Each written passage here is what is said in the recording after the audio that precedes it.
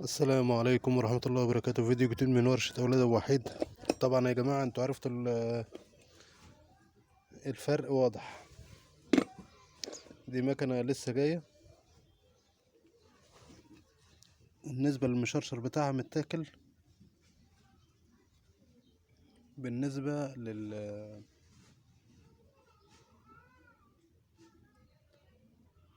للاسطوانة بتاع الدبرياج اللي هي حلة الاسطوانة، المشرشر بتاعها مفوت. طبعا الفرق واضح.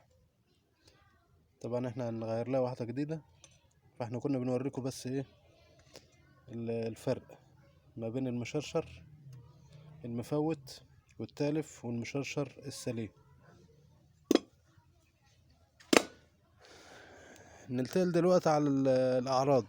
المكنة الأعراض بتاعتها كان تيجي تاخد الغير الأولاني أو الغير التاني. المكنة كانت ما بتتحركش من مكانها على أي غيار. ضد الغير الأولاني التاني ما بتتحركش. لو رفعت المكنة على عجل بتتحرك، بس على ايه؟ على بطيء. أول ما تدوس المكنة على الحمل ما بتتحركش تماما.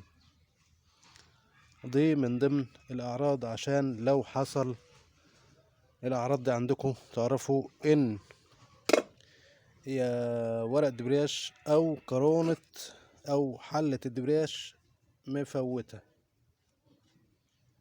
ده كان فيديو